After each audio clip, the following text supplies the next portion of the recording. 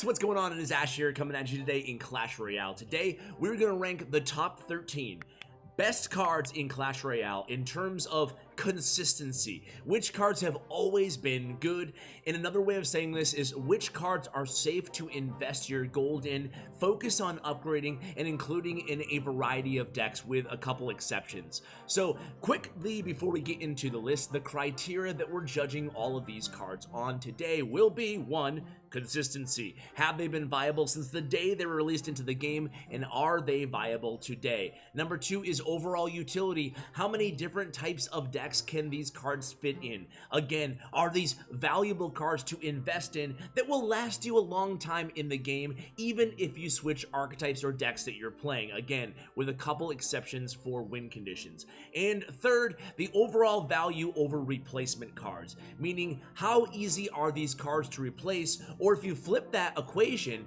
if these cards are not super strong in the given meta, for example, guards, are they still good to use even when they're not popular? The answer, in my opinion, is yes on guards. So that is another factor when ranking these cards. Now I've given you the criteria, let's go ahead and jump into the list. And coming in at 13 are the guards. So guards are an incredibly good card. For 3 elixir, they have the shield, which is really the key component in the value in guards in Clash Royale, right? They are spell resilient, meaning they can take even a hit from a rocket and still live on. They're good at blocking charging units, even if your opponent has log. Again, they'll stay alive. That's why guards, even if they're not, like I said, super popular in terms of use rates inside the meta at any given moment, you're never in trouble when you put guards inside your deck. You always feel like they're an incredibly strong, robust defensive card. That's why they make the list as the top 13 most consistent good cards in the game. Coming in at number 12 is a two-way tie, the 1 elixir cards, Skeletons and Ice Spirit. Sure, there have been times when Skeletons have been stronger, like when there were 4 Larrys instead of 3, but either way, Skeletons and Ice Spirit, since the very beginning of the game and the day that Ice Spirit was introduced to the game, they've both been incredibly dominant. They're amazing cycle cards for 1 elixir, and they provide a lot of value for 1 elixir. Unlike other 1 elixir cards, I'm looking at you, Heal. These cards are safe to put in any deck. Even heavier beatdown decks can get value out of these fast cycle cards, and most importantly, because they are cycle cards, they help you cycle to the card that you need either on defense or on offense much faster than any other card in the game, all while providing a ton of utility. That's why they come on the list at number 12. Coming in at number 11 is the Goblin Barrel, one of 2 win conditions found on our list today. Now, I'm reluctant to put a ton of win conditions on the list because think about it, man. If the meta just switches or swerves a little bit, you might find yourself in trouble if you invest too heavily in just one meta deck and one win condition in one deck and one archetype. So there's not a lot of versatility in the Goblin Barrel. Basically, it's one of your win conditions if you are using it. But since day 1, since Adam was dominating top of ladder inside this game, the Goblin Barrel and Log Bait, more specifically as an archetype, has been viable to thousands, if not millions of players every single season. Goblin Barrel's a great win condition to invest in alongside the other one that we'll talk about in just a bit, but I think that Goblin Barrel truthfully never dies. Sure, in top ladder, the seasons come, seasons go. You can see metas where bait definitely is more well poised to dominate, but in terms of mid ladder, in terms of decks that can get you to top 10,000 consistently any single season, I think that Log Bait is definitely there. That's why Goblin Barrel comes in the top 13 on this list.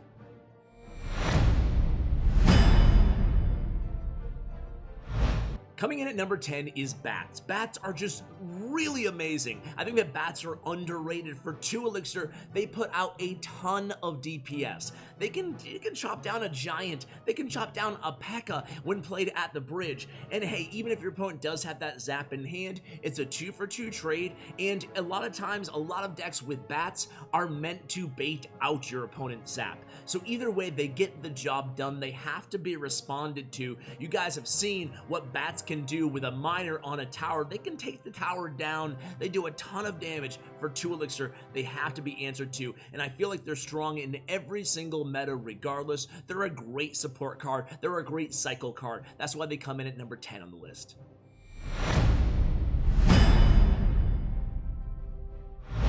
Coming in at number 9 is the Dart Goblin. The Dart Goblin is like a Gatling gun in terms of the speed of his hit rate. He's air targeting, he's 3 elixir, and I've always felt that alongside maybe Bats, he is one of the most underrated cards in the game. He's really been consistently solid, never been super dominant OP, so we don't necessarily associate him with dominance in OP-ness in the past in the game, but regardless of that, he's always been really strong. If you have him in your deck, if you are a Dart Goblin player, there's no doubt you're nodding your head right now because you understand, yeah, Dart Goblin with that range, the snipe ability, you can place him in the center of the arena and snipe your opponent's furnace or whatever defensive unit they have. He also has, he does, even when played at the bridge, he does a ton of damage. Dart Goblin is really sneaky good, and I think he's always been that way. That's why he comes in at rank number 9 on the list.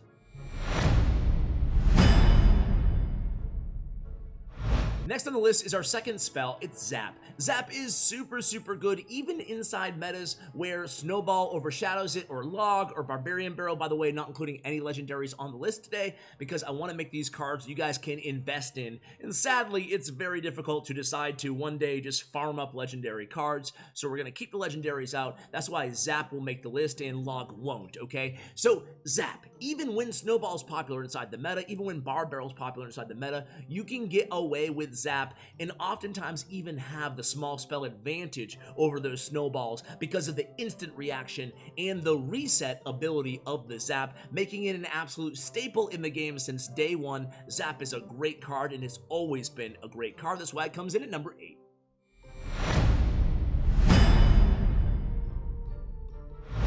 Number 7 is our second win condition, our only other win condition. It's the Hog Rider. So unlike, I feel like Giant, where beatdown kind of ebbs and flows, Hog does too to an extent, but I feel like much less of an extent. When you look at top ladder, for example, you'll see people who can always play 2.6 like Yerson, like Jack, and have a ton of success, like Lucas, have a ton of success with it. Not just 2.6 though. You can combo Hog with just more cards, in my opinion, like Hog Mega Knight decks, or Hog Pekka decks, or Hog Lumberjack decks. Hog has a nice kind of spicy variety to it, and Hog is a card that even when leveled up just does significantly more damage with every hit. That's why I think it's a safe card, a safe win condition to invest in, and I think it's always been a safe card and safe win condition to invest in all the way back to the Helsinki tournament Jason days in 2016 in the inception of Clash Royale. So Hog makes the list at number 7.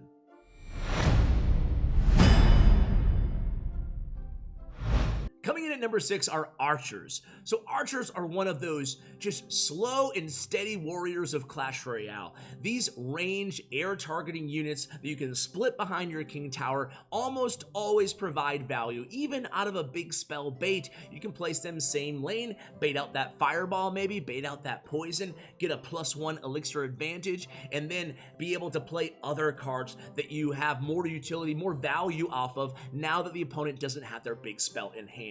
But other than that, they just put out a sneaky lot amount of damage against your opponent's troops. Archers can just absolutely chop down even tanks, especially against kind of squishy support units. When timed, when placed correctly, Archers do a good job of being that defensive powerhouse for your deck, and also are valuable sometimes on the counter push. Archers, to me, again, a little bit underrated, even though they're an OG card inside the game. I love Archers. I mean, splitting Archers alone, it just provides so much value, just providing those air targeting cards for 3 elixir in both lanes. What a way to start the match.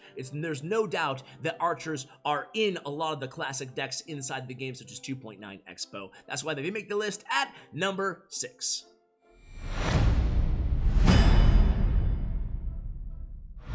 Coming in at number 5 is the Baby D. Baby Dragon, the only air splasher inside the entire game.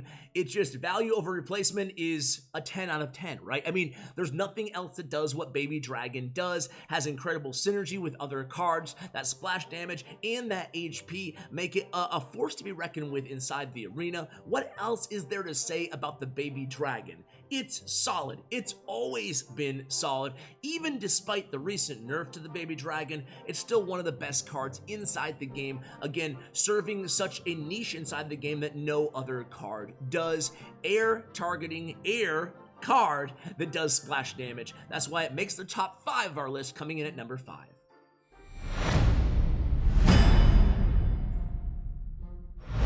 Coming in at number 4 is the third spell on our list, and that is the Fireball. So Fireball, especially on ladder, has always, since day one in this game, been the most popular big spell inside the game. Unlike Rocket and Lightning, which kind of comes and goes depending on what the meta has, does it have a lot of wizards, executioners, does it have a lot of sparkies? Yeah, Rocket will make an appearance like it is right now at the time of this recording. Lightning will make an appearance like last month or the month before when Witch was super OP, but you know what? Fireball's always there. Fireball's always a safe option to upgrade. That's why it makes the list at number 4.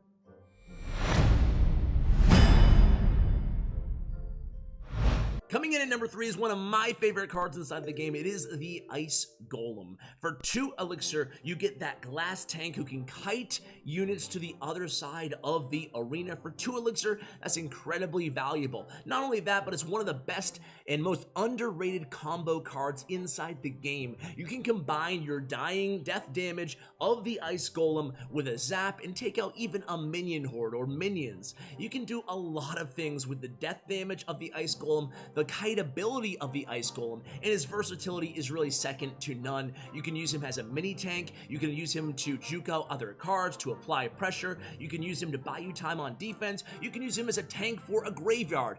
Ice Golem has so much utility. I think that Ice Golem is one of the strongest cards that's ever been added to the game, and not a lot of people recognize that in my opinion. That's why I put him inside the top 3 on my list.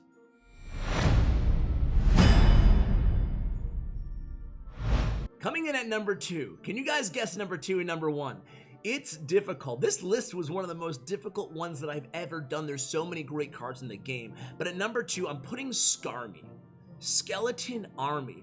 Now, ironically, it's not one of the most level-dependent cards, which is actually good for its usability and versatility. You can use it even if it's under-leveled and still get tremendous value out of it. There's a reason that Skarmy, when you look at all those level 1 record holders, those world record trophies at level 1, there's a reason they only use one non-legendary card oftentimes. It's the Skarmy. It provides so much value for 3 elixir, whether it's simply to bait out your opponent's small spell, or if it's just going to if you use a Skarmy, and your opponent doesn't have an answer to the Skarmy, there's nothing more frustrating. It does just an insane amount of damage. I'm sure we've all been there where a little bit of a Skarmy, maybe even half of the skeletons from a Skarmy has gotten to our tower, and we're like, I think I've got that. I think I'm gonna let that go, and the tower's down, or it's close to, right? Skarmy is just, in my opinion, one of the powerhouse cards in the game. You don't see it a ton in like CRL and pro level content,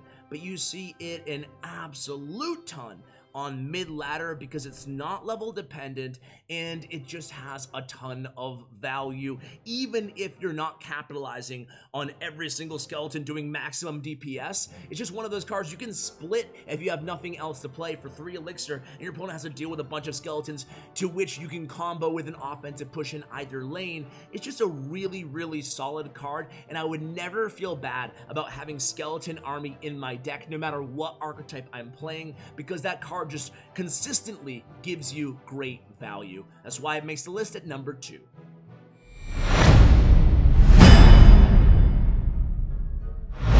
And the number 1 most consistently good card inside the entire game, again, no legendaries, so no mine or anything like that, but rather it's a rare card.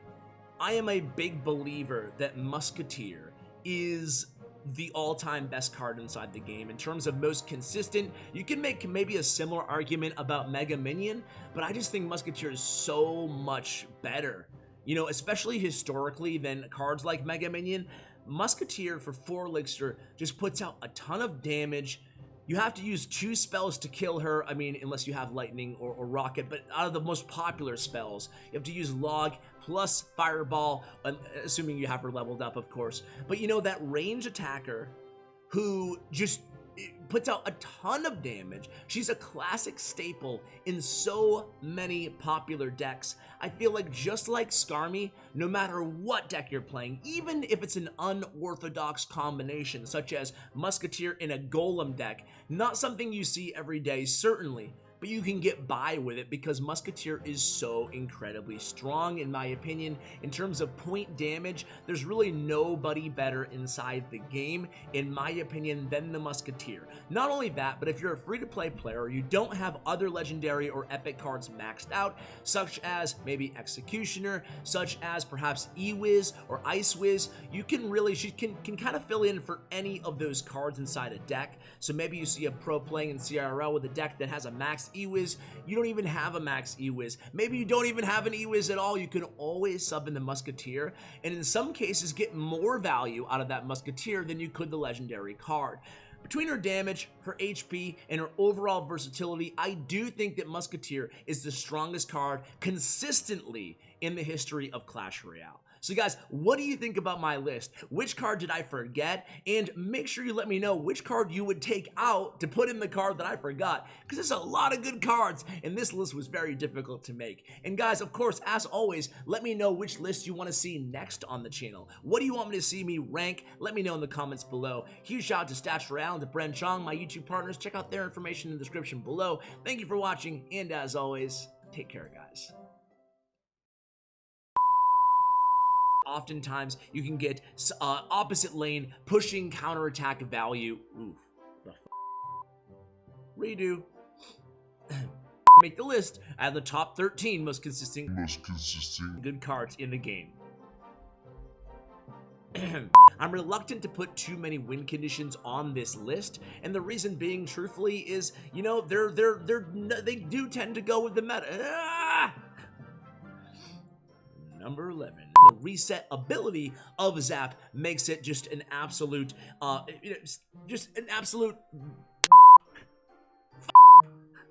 dude, I'm this video up. Sorry, editor.